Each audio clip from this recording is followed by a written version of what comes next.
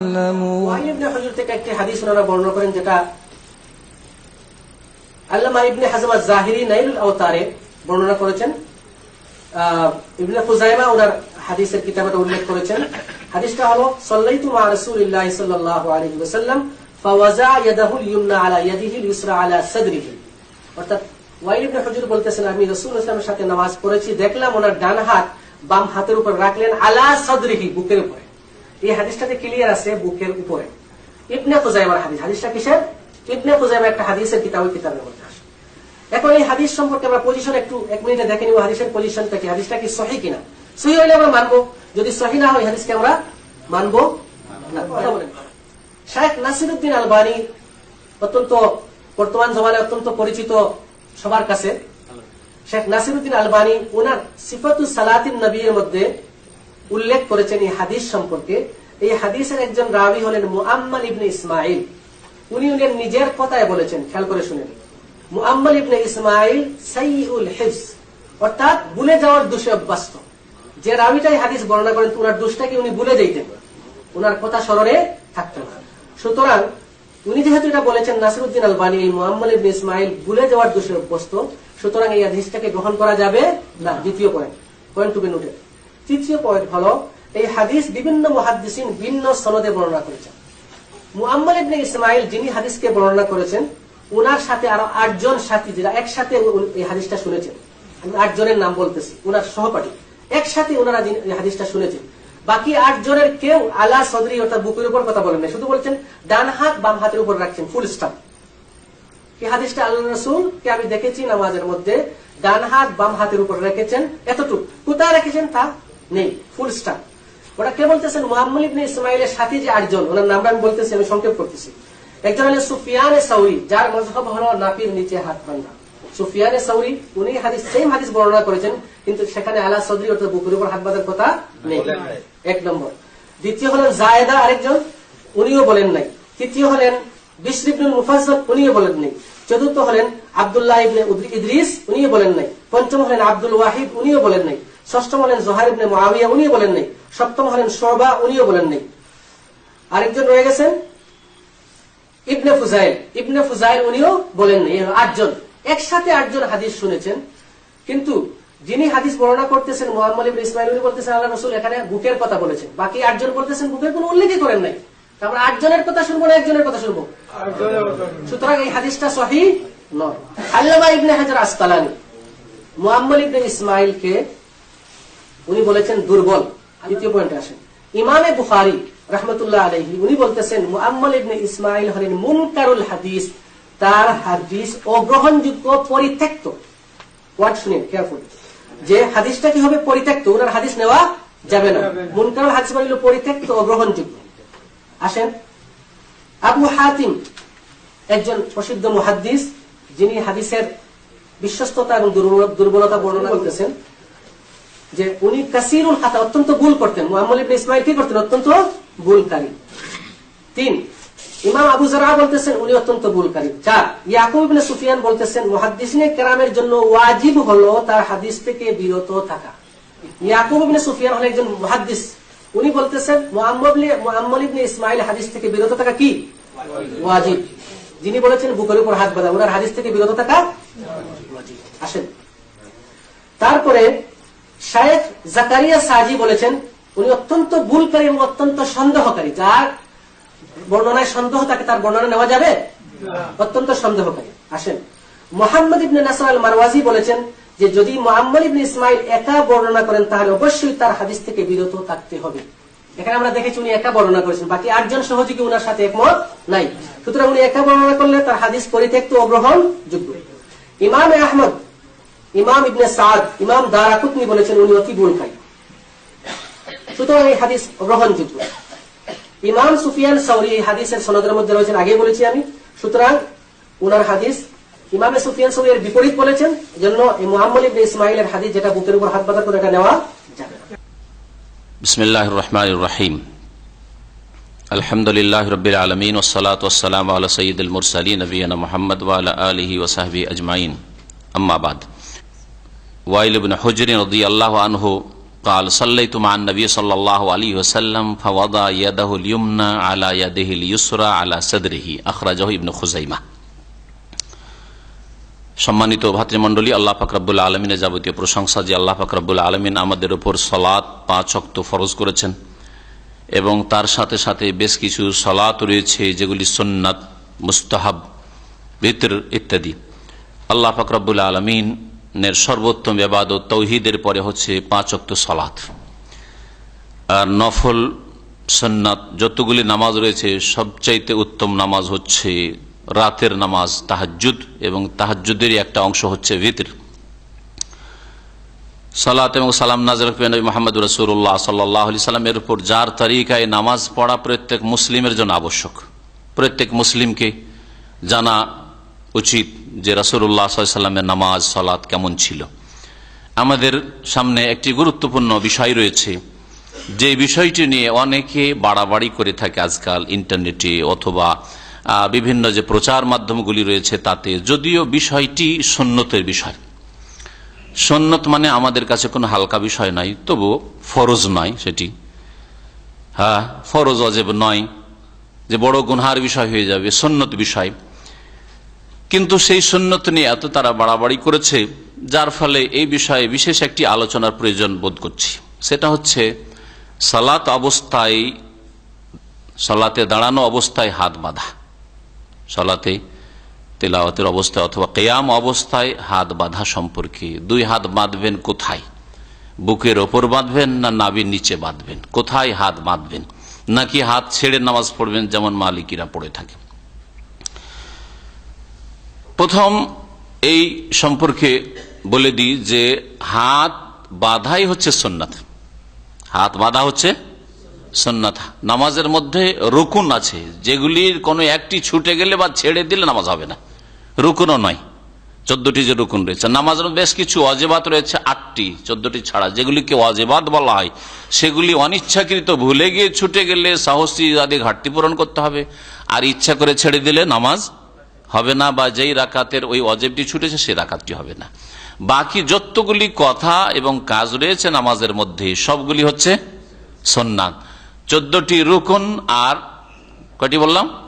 8টি হচ্ছে ওয়াজিবাত। 14 আর 8 22টি। 22টি কাজ বা কথা, বাচনিক ইবাদত বা কর্মগত ইবাদত, এই কাজগুলি ছাড়া বা কথা ছাড়া নামাজের মধ্যে বাকি যতগুলি কাজ রয়েছে আর কথা রয়েছে সবগুলি হচ্ছে সুন্নাত। তার মধ্যে একটি হচ্ছে হাত বাঁধা। হাত ছাড়া সুন্নত ছাড়লো, হাত বাঁধলো মানে সুন্নত আদায় করলো, ঠিক আছে না? তাহলে আসল হাত বাঁধাটাই হচ্ছে সুন্নতের বিষয়। এখন হাত বাঁধবেন কোথায়? নাভির নিচে না বুকের ওপর? এই আসল হাকিকাতটা, যেটা কোরআন ও হাদিস দ্বারা প্রমাণিত অথবা রাসূলুল্লাহ সাল্লাল্লাহু আলাইহি ওয়াসাল্লাম আমল দ্বারা প্রমাণিত, সাহাবাই কেরামদের আমল যা ছিল তা সেটি স্পষ্ট করা আবশ্যক। এই ক্ষেত্রে একটি দলিল নয়, 4-5টি দলিল রয়েছে এবং সবগুলি সহিহ অথবা হাসান, কোন জয়ীফ জাল নাই। আমি আপনাদের সামনে আজকে পেশ করব। প্রথম হাদিসটি, আসল কিতাব হচ্ছে সহিহ ইবনে খুজাইমা আর বুলুগুল মারাম, যেই কিতাবের দর্স আমাদের নিয়মিত শুক্রবারে চলছে, তাতে এই হাদিসটি রয়েছে। সেই হাদিসটা দিয়ে শুরু করি। ওয়াইল বিন হুজর রাদিয়াল্লাহু তাআলা আনহু থেকে বর্ণিত, তিনি বলছেন, সাল্লাইতু মা নবী সাল্লাল্লাহু আলাইহি ওয়াসাল্লাম, নবী করিম সাল্লাল্লাহু আলাইহি ওয়াসাল্লামের সাথে আমি নামাজ পড়েছি। ফাওয়াদা ইয়াদাহুল ইয়ুমনা আলা ইয়াদিহিল ইউসরা, অতঃপর তিনি তার ডান হাত রাখলেন বাম হাতের ওপর। ডান হাত রাখলেন বাম হাতের ওপর। আলা সাদরিহি, কোথায়? সাদর মানে বক্ষ, বুকের উপর রাখলেন। বুক মানে পেট নয়, আর বুক মানে নাভি নয়। বুক কোথায়? এই বুকের ওপর, যেটাকে সাদর বলা হয়। এখান থেকে শুরু করে এই পর্যন্ত বুক। তো বক্ষের ওপর হাত রাখেন রাসূলুল্লাহ সাল্লাল্লাহু আলাইহি ওয়াসাল্লাম। এই হাদিসটির অবস্থা কি জানেন? এই হাদিসটা সম্পর্কে কিছু আজকালকার বক্তারা জয়ীফ বলে দিয়ে চুপ, কিন্তু এই হাদিস সনদ জয়ীফ না হাদিস জয়ীফ? সনদ আর হাদিসে পার্থক্য আছে। সনদ মানে সূত্র, একটি বিষয় কয়েকটি সূত্র থেকে আসতে পারে। যেমন উদাহরণস্বরূপ বলি, আজকে একটা দুর্ঘটনা ঘটেছে, গতকালকে ঘটেছে বাস্তব ঘটনা, গতকালকে একটা লোক রাস্তা পার করছিল, আর পুলিশের গাড়ি রিভার্স করে আসছিল, দিল ধাক্কা, পড়ে গেল, অ্যাম্বুলেন্স উঠিয়ে নিয়ে গেছে। ঠিক আছে না? আমাদের কাছে ধরেন এই ঘটনাটি উদাহরণস্বরূপ বলি, আসলে আমাদের কাছে একটা এমন সূত্র থেকে যে যাকে চিনি না এমন লোক বলল, জানিও না সে সত্য কথা বলে না মিথ্যা কথা বলে, বানিয়ে বলে, হ্যাঁ, কাউকে বদনাম করার জন্য বলে, হ্যাঁ, বললো আমাদের কাছে। তাহলে ঘটনা সত্য হলেও আমাদের কাছে বিশ্বস্ত সূত্রে খবরটি আসেনি, সেজন্য এখনো হয়তো পুরোপুরি আস্থা হয়নি। ঠিক আছে, এই সনদ সূত্রটা আমাদের কাছে দুর্বল। এই সনদের নাম আরবিতে হচ্ছে কি? জয়ীফ। ঠিক না? জয়ীফ। আর একজন আসলো যাকে চিনি, জানি, বিশ্বস্ত ব্যক্তি, ইমানদার ব্যক্তি, আল্লাহ ভীরু, ঝুঠা কথা মিথ্যা কথা বলবে না, তার মাধ্যমে জানতে পারলাম। সে নিজেই দেখেছে অথবা কারো কাছে শুনেছে, সেও বিশ্বস্ত, হ্যাঁ, সনদে কয়েকজন হয়তো আছে সূত্রে, তাদের মাধ্যমে জানতে পারলাম। ঘটনা বিশ্বাস হবে না? হবে না? তাহলে বলবো যে আগের সূত্রটি আমাদের কাছে নির্ভরযোগ্য ছিল না, কিন্তু এখন আমরা নির্ভরযোগ্য সূত্রে জানতে পেরেছি ঘটনা সত্য। ঠিক না? জি। এই হাদিসটি সম্পর্কে ঠিক ওই রকমই শোনায় আপনাদেরকে। এই হাদিস সম্পর্কে মজার কথা হচ্ছে যে তারা কাটাছেড়া করে বলে থাকে। আল্লামা আলবানী রহমতুল্লাহ আলাইহি যে কথাটি বলেছেন, আর সহিহ ইবনে খুজাইমার টিকাতে কথাটি মজুদ রয়েছে। কালাল আলবানী, আলবানী বলছেন ইসনাদহু যায়িফুন, এর সনদ হচ্ছে যায়িফ। হাদিস যায়িফ বলেননি, কি বলেছেন? সূত্র হচ্ছে যায়িফ। লিআন্না, কেন? লিআন্না মুআম্মালান হুয়া ইবনু ইসমাইল সাইয়ুল হিফজ, কারণ এই হাদিসের সনদে মুআম্মাল বিন ইসমাইল একজন রয়েছে, ইসমাইলের পুত্র মুআম্মাল। এই লোকটির স্মৃতিশক্তি খারাপ ছিল, স্মৃতিশক্তি দুর্বল। সাইয়ুল হিফজ মানে স্মৃতিশক্তি দুর্বল ছিল, মনে রাখতে কম পারত, ধরে রাখতে কম পারত। তাহলে তার দিনের দিক থেকে, তাকওয়া পরেজগারির দিক থেকে, ইমানদারি তো হয়তো ঠিক ছিল, কিন্তু দুর্বলতা কোথায় ছিল? কুওয়াত হাফেজা, স্মৃতিশক্তিতে দুর্বলতা ছিল। সেই জন্য এর সনদটা হচ্ছে যায়িফ। এতটুকু বলে দিয়ে লোকজনকে ধোকা দিল যে দেখো দেখো বুকের ওপর হাত বাঁধাও যায়িফ, যেমন নাভিরটা যায়িফ বলছে, এটাও যায়িফ, দিল প্রচার করে। ঠিক এই করেছে কিছু লোকেরা। আলবানী রহমতুল্লাহ তার সাথে সাথে বলছেন সাইয়ুল হিফজ বলার পর, লাকিন্নাল হাদিসা সাহিহুন, তবে হাদিস হচ্ছে সহিহ। হাদিস হচ্ছে কি? সনদ যায়িফ, হাদিস হচ্ছে সহিহ বলছেন। কেন সহিহ? গায়ের জোরে না, কখনো না। যা মিন তরকিন উখরা, অন্য অন্য একাধিক সূত্র থেকে এসছে, তারিখ বলেননি, অন্য সূত্র সমূহ থেকে এসছে। বেমানাহু, এই অর্থে, এই অর্থে বেশ কিছু হাদিস এসছে, সনদ এসছে। ওয়াফিল ওয়াজে আলা সাদরে আহাদিস ও তাশহাদু লাহু, আর তার সাথে সাথে আরো বলছেন যে সিনার ওপর, বুকের ওপর হাত রাখার ক্ষেত্রে আহাদিস, বেশ কিছু হাদিস রয়েছে, একটি হাদিস নয়, বেশ কিছু হাদিস রয়েছে যেগুলি এর সাক্ষী প্রদান করে, তাশহাদু লাহু, এর সমর্থন যোগায়। সহিহ ইবনে খুজাইমার প্রথম খণ্ড 243 পৃষ্ঠা পেলেন হাদিস। তাহলে হাদিস কি? হাদিস সহিহ। আল হাদিসুস সানি, দ্বিতীয় হাদিস শোনেন। আন ইবনে মাসউদিন, আব্দুল্লাহ বিন মাসউদ রাদিয়াল্লাহু তাআলা আনহু থেকে বর্ণিত, আন্নাহু কানা ইউসাল্লি, তিনি নামাজ পড়ছিলেন, ফাওয়াদা ইয়াদাহুল ইউসরা আলাল ইউমনা, অতঃপর তিনি ফাওয়াদা ইয়াদাহুল ইউসরা আলাল ইউমনা, বাম হাত ডান হাতের উপর রেখে দিলেন। কিভাবে রেখেছিলেন? এরকম করে রেখে দিয়েছিলেন, হ্যাঁ, বাম হাত ডান হাতের উপর রেখে দেন। ফারাহুন নবী সাল্লাল্লাহু আলাইহি ওয়াসাল্লাম, নবী সাল্লাল্লাহু আলাইহি ওয়াসাল্লাম দেখতে পেলেন যে বাম হাত ডান হাতের উপর রেখে বসে আছে। ফাওয়াদা ইয়াদাহুল ইউমনা আলাল ইউসরা, তখন নবী সাল্লাল্লাহু আলাইহি ওয়াসাল্লাম তার ডান হাতটা নিয়ে বাম হাতের উপর রেখে দিলেন, শিখিয়ে দিলেন, বাস্তবে শিখিয়ে দিলেন। ডান হাত বাম হাতের উপর রেখে দিলেন। কুলতু, আল্লামা নাসির আলবানী বলছেন ইসনাদহু হাসান, এর সনদ হচ্ছে হাসান। কাযা কাল আল হাফিজ ইবনে হাজার, এইভাবেই বলেছেন হাফিজ ইবনে হাজার রাহমাতুল্লাহ আলাইহি, এর সনদ হচ্ছে হাসান, মানে আমলযোগ্য। ওয়া হুয়া আলা শর্তে মুসলিম, আর এই হাদিসটি ইমাম মুসলিমের শর্ত মোতাবেক। কালান নবী, ইমাম নবী রাহমাতুল্লাহ বলছেন ইসনাদহু সহিহুন আলা শর্তে মুসলিম। ইমাম ইবনে সাকান এই হাদিসটি কে তার সহিহ ইবনে সাকানে বর্ণনা করেছেন।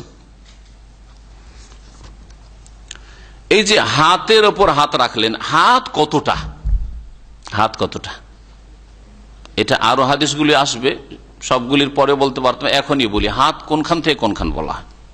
হ্যাঁ, হাত শুধু এতটুকু, কি এতটুকুর নাম হাত নয়, হ্যাঁ, এটা হচ্ছে হাতের তলা, এইটুকু কাফ, এইটুকু হচ্ছে কাফ।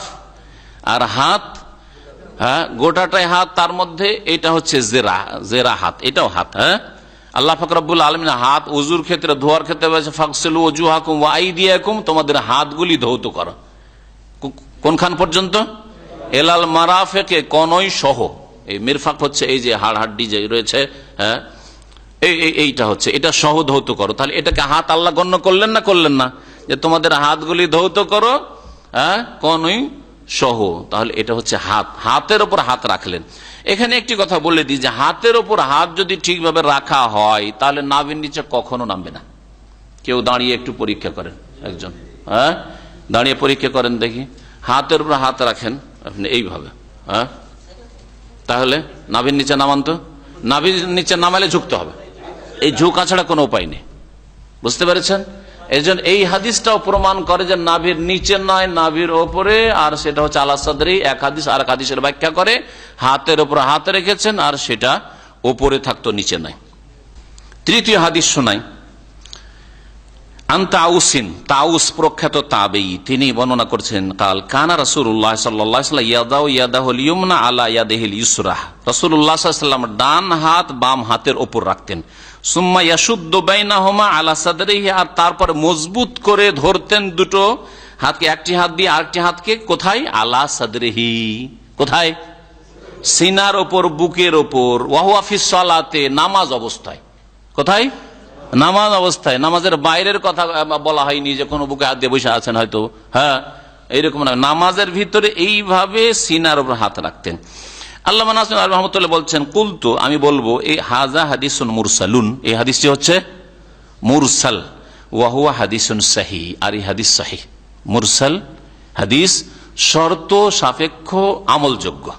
মুরসাল হাদিসের হুকুম সম্পর্কে মুস্তালাহুল হাদিস বা উসুল হাদিসের কায়দা কানুনে অনেকদিন আগে আলোচনা করেছি, জানি না ওই আলোচনা যদি থাকে রেকর্ডিং ভাইদের কাছে তো ঠিক আছে, না হলে আরেকদিন আবার ওই দর্শটা রিপিট করে দেবো। মুরসাল হাদিসের উপর আমল করা যাবে কি যাবে না? মুরসাল হাদিস কাকে বলে প্রথম জেনে সংক্ষেপে, সেটা হচ্ছে কোন তাবেঈ যদি বলেন কালা রাসূলুল্লাহ, তাউস, এই যে এই হাদিসে বাস্তব প্রমাণ, তাউস তাবেঈ কি বলছেন? রাসূলুল্লাহ সাল্লাল্লাহু আলাইহি ওয়াসাল্লাম এরকম করেছেন, রাসূলুল্লাহ এরকম করেছেন। তাউস তাবেঈ তো রসুলকে দেখেননি, তা নিশ্চয়ই মাঝখানে কেউ তাকে বলেছে। কে বলেছে? সে সম্ভাবনা বেশি যে তাবেঈ যখন বলছেন তো সাহাবীর কাছ থেকে শুনে হবেন, এটাই সম্ভাবনা বেশি। যদি এটা হয় তাহলে হাদিস সহিহ, কারণ সাহাবীরা সমালোচনার ঊর্ধ্বে। হ্যাঁ, সাহাবীদের মধ্যে সহিহ জয়ীফের কোন তদন্ত করার প্রয়োজন করেন। আর সাহাবাত কুল্লুহুম আদুল, তারা সব, হ্যাঁ, ন্যায়ের উপর প্রতিষ্ঠিত, তারা সবাই সত্যবাদী। সুতরাং সাহাবী হলে তো হাদিস সহিহ হয়ে গেল। এখন কিছুটা সন্দেহ থাকে, সম্ভাবনা থাকে যে তাবেঈ আবার আরেক তাবেঈ থেকে তো শুনেনি, বর্ণনা করেনি। যদি এই সম্ভাবনাই আরেক তাবেঈ থেকে যদি এই ঘটনাটা শুনে থাকে বুকের উপর হাত বাঁধার, তাহলে সেই তাবেঈর অবস্থা আবার কেমন, স্মৃতিশক্তি ভালো ছিল কিনা, হ্যাঁ, তিনি বিশ্বস্ত কিনা, ছিলেন কিনা, এটা একটা প্রশ্ন থাকছে। এই সামান্য একটু সন্দেহের জন্য ইখতিলাফ রয়েছে। একদল বলছে যে মুরসাল দলিল হইতে পারে না, জয়ীফ, হালকা জয়ীফ। আর এক দল বলেছেন যে মুরসাল দলিল বিনা কোনো শর্তে, আর এক দল বলছে শর্ত সাপেক্ষ দলিল। শর্ত সাপেক্ষ দলিল এটা হচ্ছে সহিহ, আল্লাহু আলম, যে তার যদি সমর্থনে আরো হাদিস থাকে। আর এর আগে হাদিস আরো দুটো পেলেন এর সমর্থনে, বুকের উপর হাত বাঁধা। আলী রাদিয়াল্লাহু তাআলা আনহু থেকে, সেটা হচ্ছে মিনাস সুন্নতে, সুন্নত হচ্ছে ওয়াদউল কাফফি আলাল কাফফি, হাতকে হাতের উপর রাখা। কাফ আবার এটা হাতের উপর হাত রাখা, তাহাতা সুররাতে, নাভির নিচে, নাভির নিচে। হাদিসটা মুসনাদে আহমদে রয়েছে, পৃষ্ঠা ৯৯-৯২। এই হাদিস সর্বসম্মতি ক্রমে দঈফ, দুর্বল হাদিস। কেন দুর্বল শুনেন, বলছেন ওয়াহাযা সানাদুন যায়ীফুন, এর সনদ হচ্ছে যায়ীফ, দুর্বল। ইল্লাতুহু, এই হাদিসের রোগ হচ্ছে আব্দুর রহমান বিন ইসহাক ওয়াসিতি। আব্দুর রহমান বিন ইসহাক, ইসহাকের ছেলে আব্দুর রহমান, ওয়াসেতের লোক, ওয়াসেত ইরাকের একটি শহর, সেই ওয়াসেতি। ওয়াহুয়া যায়ীফুন, এ হচ্ছে দুর্বল, এ হচ্ছে দুর্বল। ইমাম আবু দাউদ রহমতুল্লাহ আলাইহি এই হাদিসটি সম্পর্কে কি বলেছেন শুনেন। এই হাদিস সম্পর্কে ইমাম আবু দাউদ বলছেন, সামিআতু আহমদ বিন হাম্বল, আমি আমার ওস্তাদ চতুর্থ ইমাম, 4 ইমামের ইমাম আহমদ বিন হাম্বল মুহাদ্দিস থেকে শুনেছি, ইউযাইফু আব্দুর রহমান ইবনে ইসহাক আল কুফি আল ওয়াসিতি। এই আব্দুর রহমান বিন ইসহাক কুফি, কুফাতে হয়তো বসবাস করতে, এই জন্য তাকে কুফিও বলা হয়েছে, আর ওয়াসেতো বসবাস, এই জন্য ওয়াসেতিও বলা হয়েছে। তাকে দুর্বল বলতেন। ইমাম আহমদ বিন হাম্বল এই বর্ণনাকারীকে দুর্বল বলেছেন। কুলতো, ইমাম নাসিরুদ্দিন আলবানী রাহমাতুল্লাহ বলছেন, ওয়ালিযালিকা লাম ইয়াখুযিল ইমাম আহমদ বিহাদিসি হাযা, এই জন্য ইমাম আহমদ রাহমাতুল্লাহ আলাইহি এই হাদিসটি আলী রাদিয়াল্লাহু তাআলা আনহু থেকে বর্ণিত আব্দুর রহমান বিন ইসহাক ওয়াসিতির মাধ্যমে যে বর্ণিত হয়েছে, এই হাদিসটিকে নেননি, মানে এর উপর আমল তিনি করেননি, এর ভিত্তিতে তিনি নাভির নিচের ফতোয়া দেননি। সুতরাং হাম্বেলি ভাইদেরকে জেনে রাখা উচিত যে হাত বাঁধার ক্ষেত্রে ইমাম আহমদেরও মযহাব নাভির নিচে নয়, যে অবহেলা করবেন হাত বাঁধার ক্ষেত্রে। ফাকালা ইবনু আব্দুল্লাহ, ইমাম আহমদ বিন হাম্বলের ছেলের নাম ছিল আব্দুল্লাহ, তিনি একজন মুহাদ্দিস ছিলেন, যদিও বাপের পর্যায়ে পৌঁছতে পারেননি, কিন্তু তিনি মুহাদ্দিস ছিলেন। আব্বা থেকে মুসনাদ আহমদ বর্ণনা করেছেন। তো এই আব্দুল্লাহ বলছেন, রাআইতু আবি, আমার আব্বাকে দেখেছি, এজা সাল্লাহ, যখন নামাজ পড়তেন, ওয়াদা ইয়াদাইহি ইহদাহুমা আলাল উখরা ফাওকা সুররাতে, রাখতেন এক হাতকে আর এক হাতের ওপর, ফাওকা সুররা, নাভির ওপরে, নাভির ওপরে। মুহাদ্দিসিন কিরামরা ফুকাহায়ে কেরাম নাভির ওপরে বুঝাইতে গিয়ে নাভির নিচেকে অস্বীকার করে, তার মানে বুকের ওপরে, তারা নাভির ওপরে মানে পেটের উপরে, একটু নাভির ওপরে এরকম করে নয়, বরং তারা বুকের ওপরেই বাঁধতেন। এটাই হচ্ছে। তারপরে নাভির নিচে থেকে তো উঠে এলো। কেউ যদি বলে যে না আপনি হয়তো এটা বাড়িয়ে বলছেন, আমি ঠিক আছে মেনেই নিলাম, তো নাভির ওপরে তো আসলো ইমাম আহমদ বিন হাম্বল তার কিতাবে এই হাদিস বর্ণিত, কিন্তু হাদিস যেহেতু জয়ীফ, সেই জন্য হাদিস সংকলন করলেও সেই হাদিসের আমল করেননি। কার আমল করতেন? ফাওকা সুররা, নাভির ওপরে হাত বাঁধার প্রতি আমল করতেন। ইমাম নওয়াবী রহমতুল্লাহ আলাইহি তার প্রসিদ্ধ একটি ফিকহের কয়েক খণ্ডে কিতাব রয়েছে, বড় কিতাব আল মাজমু, মাজমু শারহুল মুহাজ্জাব, তার তৃতীয় খণ্ড 313 পৃষ্ঠায় বলেছেন, ইত্তাফাকু আলা তাযঈফি হাযাল হাদিস, এই হাদিসটি নাভির নিচে হাত বাঁধার হাদিসটি সম্পর্কে মুহাদ্দিসিন কেরামদের ইত্তেফাক রয়েছে, মানে ঐক্যমত রয়েছে, ইজমা রয়েছে। কেন? লিআন্নাহু মিন রিওয়ায়াত আব্দুর রহমান বিন ইসহাক ওয়াসিতি, কারণ এটি বর্ণনা করেছে একমাত্র এক সূত্র থেকে, সেটা হচ্ছে আব্দুর রহমান বিন ইসহাক ওয়াসিতির সূত্র। ওয়া হুয়া যায়ীফুন বিইত্তিফাকি আইম্মাতিল জারহ ওয়াত তা'দিল, আর সে জারহ তা'দিল মানে সহিহ জয়ীফের বিশেষজ্ঞ আলেমদের কাছে সর্বসম্মতিক্রমে সে দুর্বল, সুতরাং হাদিস দুর্বল। ইমাম জাইলাই কিন্তু হানাফি মুহাদ্দিস, সুদানের মানুষ ছিলেন, আফ্রিকার মানুষ, মযহাবে তিনি হানাফি ছিলেন, হানাফি মুহাদ্দিস। তিনি কি বলেছেন নাভির নিচের হাদিস সম্পর্কে শুনুন ভালো করে, কমপক্ষে ঘরের কথা তো নেন, ঘরের মুহাদ্দিসদের কথা। ইমাম জাইলাই রাহমাতুল্লাহ আলাইহির কিতাব রয়েছে নাসবুর রায়া ফি তাখরিজ আহাদিসিল হিদায়াহ, হিদায়ার হাদিসগুলির সহিহ জয়ীফের তাখরিজের উপর তার কিতাব নাসবুর রায়া রয়েছে। তার প্রথম খণ্ড 314 পৃষ্ঠায় বলছেন যে ইমাম বাইহাকি বলেছেন তার মারিফা নামক কিতাবে, লা ইয়াসবুতু ইসনাদুহু, এই নাভির নিচের হাত বাঁধার হাদিসের সনদ সাবিত নয়, মানে সাব্যস্ত নয়। তাফারাদা বিহি আব্দুর রহমান বিন ইসহাক ওয়াসিতি, আব্দুর রহমান বিন ইসহাক ওয়াসিতি একাই বর্ণনা করেছেন, ওয়া হুয়া মাতরুকুন, আরো কড়া ভাষা উচ্চারণ করেছেন কে? ইমাম জাইলাই, হানাফি মুহাদ্দিস, তিনি বলছেন ওয়া হুয়া মাতরুক, জয়ীফের একবারে নিম্ন শ্রেণী হচ্ছে মাতরুক, মানে পরিত্যক্ত। সে মাতরুক মানে যাকে ছেড়ে দেওয়া হয়েছে, যাকে নেওয়াই হয়নি, যার হাদিসই নেওয়া হয়নি, মাতরুক, পরিত্যক্ত। ইমাম হাফেজ বিন হাজার রহমতুল্লাহ আলাইহি ফাথুল বারির দ্বিতীয় খণ্ড 186 পৃষ্ঠায় বলছেন, হুয়া হাদিসুন যায়ীফুন, নাভির নিচের হাত বাঁধার হাদিস হচ্ছে দুর্বল হাদিস। আল্লামা নাসিরুদ্দিন আলবানী রহমতুল্লাহ আলাইহি নিজের পক্ষ থেকে কোনো কথা বললেন না, আর আগের আইম্মারা বলেছেন। হাফেজ বিন হাজারের জামানা হচ্ছে 9ম শতাব্দী, 852-তে ইন্তেকাল। ইমাম জাইলাইর জামানা ওই কাছাকাছি ওই যুগের দিকে আছে। তাহলে তারা অনেক আগের আইম্মায়ে কেরামরা বলেছেন এসব কথা। ইমাম আহমদ বিন হাম্বল তো 4 ইমামের যুগের, 4 ইমামের চতুর্থ ইমাম, আর তিনি মুহাদ্দিস, 30,000 হাদিস মুসনাদ আহমদে তিনি সংকলন করেছেন। আল্লামা নাসিরুদ্দিন আলবানী তারপরে মন্তব্য করতে গিয়ে বলছেন, অমিম্মা ইয়াদুল্লু আলা যাফিহি আন্নাহু রুহিয়া আন আলীন খিলাফা, বলছে হাদিসটা যে জয়ীফ এর আরেকটা স্পষ্ট প্রমাণ শুনেন, যে আলী রাদিয়াল্লাহু তাআলা আনহুর আমলও এর বিপরীত ছিল। আলী রাদিয়াল্লাহু তাআলা আনহু থেকে এর চাইতে ভালো সনদে বর্ণিত হয়েছে যে তিনি নাভির নিচে হাত বাঁধেননি। কিসে বেঁধেছেন? ওপরে হাত বেঁধেছেন। শুনেন এখন একটা হাদিস এখানে, সেটা হচ্ছে হাদিস ইবনে জারির আদ-দাব্বি আন আবিহি, জারির দাব্বি থেকে বর্ণনা করা হয়েছে। তিনি বলছেন, রাআইতু আলিয়ান তাবেই, আমি আলী রাদিয়াল্লাহু তাআলা আনহুকে দেখেছি, ইউমসিকু শিমালাহু বিয়ামিনিহি আলা রুসদি ফাওকা সুররা, ধরতেন তিনি বাম হাতকে বেয়ামিনী ডান হাত দিয়ে, আল্লাহ রুসগে, রুস্ক হচ্ছে এটা, মিফসাল এটা হচ্ছে রুস্ক, এই জায়গাটা ধরতেন। ফওকা সুররা, কোথায়? সুররা মানে হচ্ছে নাভি, নাভির ফওক মানে কি? ওপরে, নাভির ওপরে ধরতেন তিনি, নাভির উপরে ধরতেন। কে? আলী রাদিয়াল্লাহু তাআলা, চতুর্থ খলিফা, যিনি বর্ণনা করেছেন নাভির নিচের হাদিস, তিনিও তার বিপরীত আমল করছেন। জি, হাদিস সম্পর্কে বলছেন যে এই হাদিস হাজা ইসনাদুন মুহতামিলুন লিতাহসিন, এই হাদিসটা হাসান হতে পারে। কে বলছেন? নাসিরুদ্দিন আলবানী। কত আমানতদারি, তিনি একটু বাড়ি বলে দিতে পারেন যে এটা হাসান, হাসান হওয়ার সম্ভাবনাই রয়েছে, এটা মুহতামিল হাদিস, হাসান হওয়ার সম্ভাবনা রয়েছে। আর ইমাম বাইহাকি থেকে নকল করেছে, ইমাম বাইহাকি বলছেন আন্নাহু হাসান, হাদিসটি হচ্ছে হাসান। আলী রাদিয়াল্লাহু তাআলা নাভির ওপরে হাত বাঁধতেন, যিনি নাভির নিচের হাদিসও বর্ণনা করেছেন, এটি হচ্ছে হাদিস হাসান। পক্ষান্তর নাভির নিচের হাদিসটি হচ্ছে সর্বসম্মতিক্রমে যায়িফ। তারপরে আলবানী সাহেব বলছেন ওয়াল্লাযী সাহা আনহু সাল্লাল্লাহু আলাইহি ওয়াসাল্লাম ফি মাওদি ওয়াজিল ইয়াদাইন ইন্নামা হুয়া সাদরু, নবী করিম সাল্লাল্লাহু আলাইহি ওয়াসাল্লাম থেকে সহিহ সূত্রে যা প্রমাণিত হয়েছে দুই হাত রাখার ক্ষেত্রে, এই স্থানের ক্ষেত্রে, ইন্নামা হুয়া সাদরু, সেটা হচ্ছে সিনা, সেটা হচ্ছে বুক।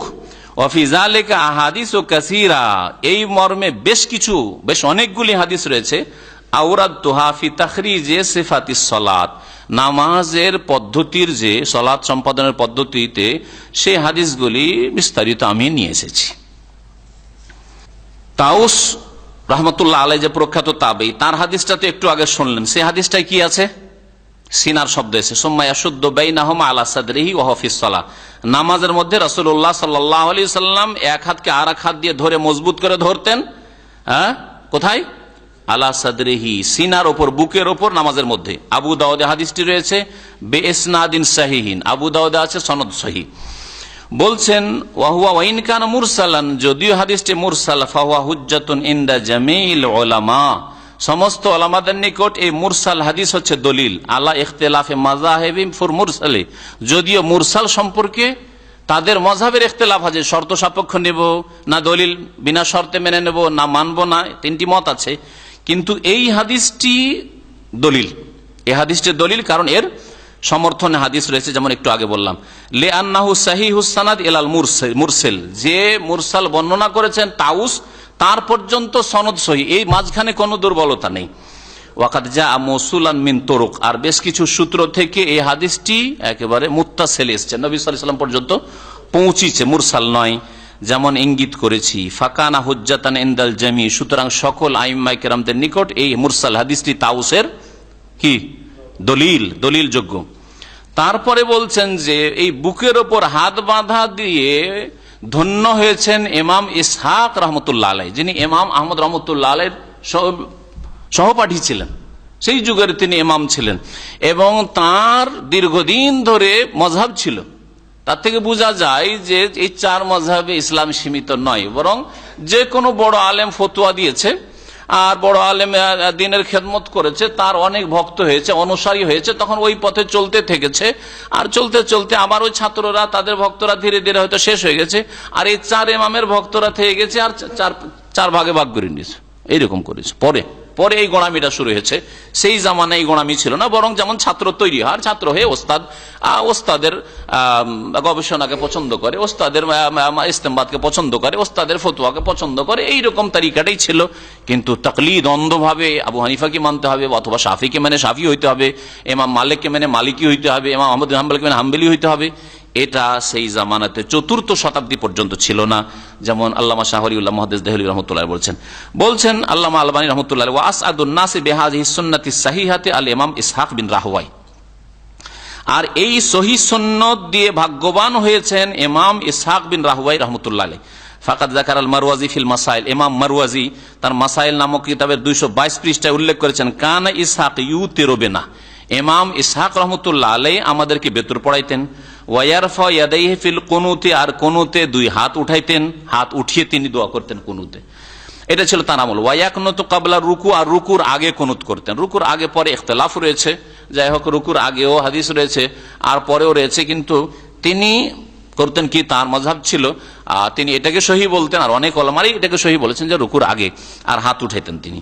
ওয়ায়াদাউ ইয়াদাইহি আলা সাদিয়াইহি আও তাহতা সাদিয়াইনি, আর দুই হাত রাখতেন তার স্তনের, সাদি বলা হয় স্তনকে, হ্যাঁ, সাদর মানে হচ্ছে চেস্ট, বুক, আর সাদি বলা হয় স্তনকে। আলা সাদিয়াইহি, দুই স্তনের উপর হাত রাখতেন, মানে বুকের উপর, একবার স্পষ্ট তাহলে এটা, কারণ বুক তো এখান থেকে নিয়ে এখান পর্যন্ত বুক বলতে পারেন, কিন্তু সাদি যখন বলবেন তো এই জায়গায়, তাই না? তো সাদি দুই স্তনের ওপর, অথবা তাহাতা সাদিয়াইহি, দুই স্তনের নিচে খানে হাতটা রাখতেন, এইখানে হাতটা রাখতেন, এইভাবে হাত রেখে নামাজ পড়তেন। এই সুন্নতের, সহিহ সুন্নতের ওপর আমল করে ধন্য হয়েছেন কে বলছেন? হ্যাঁ, ইমাম ইসহাক রহমতুল্লাহ আলাই, যেটা নকল করেছেন আল্লামা আলবানী রহমতুল্লাহ আলাই। আলোচনা এখানে আমার বুকের উপর হাত বাঁধা সম্পর্কে শেষ হলো। আল্লাহ পাক রব্বুল আলামিন যেন কোরআন হাদিসের দলিল মোতাবেক কথা বলার তৌফিক দান করেন, আর যদি অনিচ্ছাকৃত ভুল ভ্রান্তি হয়ে যায় তো আল্লাহ যেন মাফ করে দেন। রব্বানা লা তুআখিযনা ইন নাসিনা আও আখতানা, আমাদের কাজ হচ্ছে চেষ্টা কর আল্লাহ, আর হক পর্যন্ত পৌঁছানো তোমার কাজ। আল্লাহ তুমি হক পর্যন্ত, সত্য পর্যন্ত, সহিহ সুন্নাত পর্যন্ত পৌঁছার তৌফিক দান করো। আর যদি আমাদের অনিচ্ছাকৃত ভুল হয়ে যায় অথবা ভুলে যায় তো তুমি আমাদের পকড়াও করিও না। রব্বানা লা তুআখিযনা ইন নাসিনা আও আখতানা, আল্লাহ যদি ভুলে যাই অথবা ভুল করে দিয়ে অনিচ্ছাকৃত, আল্লাহ তুমি পকড়াও করিও না। আর ইচ্ছা করেও যদি ভুল হয় তারপরেও তওবা করছি, আল্লাহ তুমি গুনাহ খাতা মাফ করে দাও। আল্লাহ তোমার রসুলের সুন্নতের সাথে মহব্বত আমাদের অন্তরে পয়দা করে দাও। রাসূলের সুন্নাত মোতাবেক জীবনে প্রত্যেকটি ক্ষেত্রে জীবন যাপনের তৌফিক দান করো। সাল্লাল্লাহু আলা নবিয়িনা মুহাম্মদ ওয়া আলা আলিহি ওয়া সাহবিহি আজমাইন। আর তারপর ওপরে কোন জায়গায় তো আরেক হাদিস ব্যাখ্যা করে দিয়েছে, একটা না কয়েকটা হাদিস। সাদর, বুকের হাত পেলেন, হাদিস পেলেন, সাদির হাত পেলেন। বেতন নামাজে দোয়া করা, কুনুত পড়া সুন্নাত, ওয়াজিব নয়। যারা ওয়াজিবের ফতোয়া দিয়েছে ভুল ফতোয়া, বরং সহিহ হচ্ছে সুন্নাত। আর সুন্নাত মানে মাঝে মধ্যে নবী সাল্লাল্লাহু আলাইহি ওয়াসাল্লাম ছেড়েছেন। সুতরাং এই জন্য হারমানি শরীফানে মক্কায় যদি 30 দিন তারাবি পড়েন, দেখবেন যে 2 দিন 3 দিন তো ছাড়ে, 2 দিন 3 দিন ছাড়ে। আমি গত রমজান অথবা তার আগে রমজানে মক্কায় 14 রমজান ছিলাম, তো দেখি যেই দিন আমি তারাবি নসিব হয়েছে সেই দিনে আর কোনো হইল না, কোনো অসুবিধা নেই। মাঝে মাঝে ছাড়াটাই সুন্নাত, কারণ এটা সুন্নাত, যাতে করে মানুষ বুঝে এটা ওয়াজিব নয়, ঘাটতি হলো না, বরং এটাই ঠিক। যে এইসব কিতাবে আকিদার কিতাব পড়ছি, আহলে সুন্নাত ওয়াল জামাত, আহলে সুন্নাত ওয়াল জামাত পড়ছি, কিন্তু আমাদের দেশে আবার এর সাথে আহলে হাদিস নামটা এসছে। এই জন্য এসছে যে আহলে সুন্নাত ওয়াল জামাতের নামটা ভারত, বাংলাদেশ, পাকিস্তানে গিয়ে অন্যরা নিয়ে নিয়েছে। এখন বুঝা মুশকিল যে কোন মার্কা আহলে সুন্নাত, বিদাতি আহলে সুন্নাত ওয়াল জামাত না সুন্নতি আহলে সুন্নাত ওয়াল জামাত, বোঝা মুশকিল। এই জন্য একটা নতুন নাম সেখানকার ওলামায়ে কেরামরা নিয়েছে, যে আমরা নিজেকে চিহ্নিত করার জন্য, বুঝানোর জন্য যে আমরা ওই কবর মাজার পূজা করা আহলে সুন্নাত নয়। যারা নাম নিয়েছে কিন্তু কাজ তাদের আহলে সুন্নাতের কাজ নয়, বরং আমরা আহলে সুন্নাত ওয়াল জামাত, সেই আহলে সুন্নাত ওয়াল জামাত যারা আহলে হাদিস নিজেদেরকে বলে থাকি, কোরআন এবং হাদিসের অনুসারী। এই জন্য তারা এই নামটি ব্যবহার করেছে। কথা বুঝতে পেরেছেন? কারণ আরো খুলে বলি, প্রথম ভারতে শুরু হয়েছে, আর তারপরে বাংলাদেশ, পাকিস্তান গেছে। ভারতে আহমদ রিজা খানের অনুসারী বেরেলভি রেজভিরা নিজেদেরকে আহলে সুন্নাত ওয়াল জামাত বলে, এবং তারা এর সাথে সাথে আরো বলে সংক্ষেপে নিজেদেরকে সুন্নি বলে। মানে যারা কবর মাজার পূজা করবে তারাই হচ্ছে সুন্নি, আর বাকি যতগুলি আছে, দেওবন্দি হোক আর জামাত ইসলামী হোক আর তবলিগ হোক আর আহলে হাদিস, সবগুলি হচ্ছে ওয়াহাবি। তাদের কাছে দুটোই ভাগ আছে। জাহেল মূর্খদেরকে আর তাদের মৌলভী মোল্লাদেরকে জিজ্ঞেস করে দেখবেন, সুন্নি আর ওয়াহাবি দুটা ভাগ। ওয়াহাবি কে? যে মিলাদ করে না, যে কবর মাজারে যায় না, চাদর চড়ায় না, ফুল চড়ে না, যে কবরে আজান দেয় না ইত্যাদি, কবর, এক কথায় কবর মাজার পূজারি নয়, বেরেলভি রেজভি নয়, তারা সবগুলি হচ্ছে, এরা হচ্ছে ওয়াহাবি। এর ওয়াহাবির মধ্যে এই সবগুলি তাদের কাছে আসে, যাদের নাম বললাম, বুঝছেন না? তো আর ওরা হলো শুধু সুন্নি, যারা সমস্ত শিরক বিদআত করে, ধর্মের নামে সমস্ত শিরক বিদআত করে, ওলে হলো শুধু সুন্নি আহলে সুন্নাত। আর তাদের অফিসের নাম হচ্ছে আহলে সুন্নাত ওয়াল জামাত। যেখানে যেখানে ওদের অফিস আছে, আমি নিজেও দেখেছি যে লেখা আছে দফতর আহলে সুন্নাত ওয়াল জামাত, বা আহলে সুন্নাত ওয়াল জামাতের অফিস। কার অফিস? বেরেলভীদের অফিস, রেজভিদের অফিস। বাংলাদেশে আছে না এরকম আহলে সুন্নাত ওয়াল জামাত? তো এই জন্য এখন যদি আহলে হাদিসরা যারা কোরআন এবং হাদিস সরাসরি অনুসরণ করে, তারাও যদি আহলে সুন্নাত ওয়াল জামাত লিখে আর বলে যে আমরা আহলে সুন্নাত ওয়াল জামাত, তো ঝামেলা লেগে যাবে যে কোন আহলে সুন্নাত রে বাবা, এটা বেরেলভী আহলে সুন্নাত ওয়াল জামাত না আর কোন আহলে সুন্নাত ওয়াল জামাত। সেই জন্য একটা নতুন নামের প্রয়োজন হয়েছে। এই প্রয়োজনের তাগিদে আহলে হাদিস নামটি এসছে। কিন্তু নাম থাকে আর গুণ যদি না থাকে তো এই নামের কোনো মূল্য নেই। আর অনেক সময় যদি গুণ থাকে আর নাম না থাকে তো কোনো যায় আসে না। আমার সংক্ষেপ কথায় আশা করি বুঝতে পারছেন যে আমার আকীদা হচ্ছে কোরআন হাদিসের আকীদা, এবাদত হচ্ছে কোরআন হাদিস সম্বলিত এবাদত, আর আখলাক চরিত্র আমি গঠনের চেষ্টা করছি, কোরআন এবং হাদিস মোতাবেক জীবন গড়ার চেষ্টা করছি। আমার নাম যদি আহলে হাদিস নাও রাখি, সালাফি নাও রাখি, আর এই তরিকার উপরে থাকি, তো ইনশাআল্লাহ তাআলা আমি হক পথে আছি। হ্যাঁ, বাস এই বাড়াবাড়ি করব না।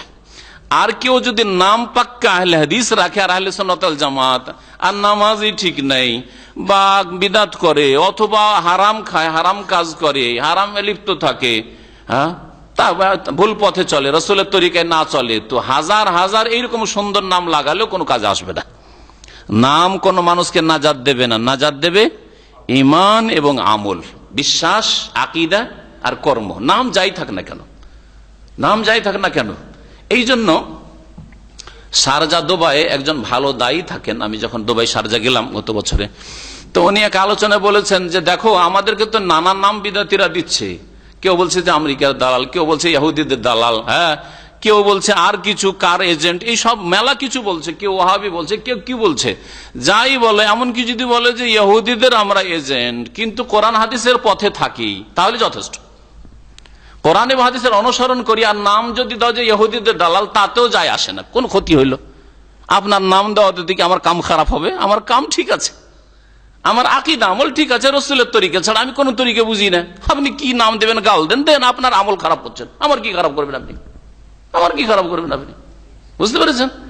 আর যদি আমার নাম অত্যন্ত সুন্দর, সালাফি আর আহলে হাদিস আর একেবারে মোহাম্মদী, আর না ফরজ ঠিক আছে, 5 ওয়াক্ত ফরজ ঠিক নেই, না ফজর নামাজ ঠিক আছে, মুনাফিকি চরিত্র, না সুন্নত মোতাবেক জীবন যাপন, যদি খুব সুন্নত থাকে 2-3টা সুন্নত রফায় তিনি করলেন, আমিন জোরে বললেন, আর কি পায়ের সাথে পা মিলালেন হয়তো, আর এই 2-4টা সুন্নত বিবাহের ক্ষেত্রে সুবহানাল্লাহ, যে বিদাত গুলি বিবাহের বিদাত বেরেলবিদের মধ্যে আছে সেগুলি আপনাদের মধ্যে আছে। বউ বসিয়ে টাকা ইনকাম করছেন, বউ বসিয়ে সবাইকে দেখাচ্ছেন, বউ দেখতে গোটা বংশধর সব পুরুষরা গিয়ে একটা বউ দেখে আসলো, অথচ নবী বলছেন যেই ছেলে বিয়ে করবে সে দেখবে।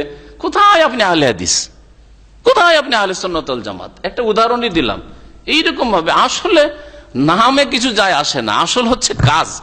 কাজটা যদি ঠিক থাকে তাহলে নাম দেন আর না দেন নাজাত পেয়ে যাবেন। আর নাম খুব সুন্দর যদি থাকে আর আকীদা আমল ঠিক না থাকে, কোনোদিন নাজাত পাবেন না। এটা বিশ্বাস রাখতে হবে সব সময়। জি, তবে নামের সাথে যদি কাজ ঠিক হয় তাহলে ভালো কথা। নামও ঠিক আছে আর কাজ ঠিক আছে তো আলহামদুলিল্লাহ, যেমন নাম তেমন কাজ। আমার নাম মতিউর রহমান, মানে রহমানের অনুগত, আমি যদি রহমানের আনুগত্য করি তাহলে তো ভালো, কিন্তু মতিউর রহমান নাম আর নামাজ পড়ে না, তো লাভটা কি?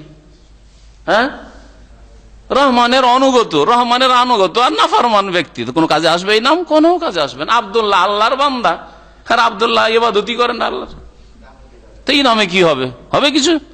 হাবিবুর রহমান আল্লাহ পাকের প্রিয়, রহমানের প্রিয়। আল্লাহ পাকের প্রিয় কোথায়? ও তো মাকজুবুর রহমান, যে নামাজ পড়ে না সে, হ্যাঁ, যে শিরক বিদআত করার হাবিবুর রহমান যুক্তিবাদী।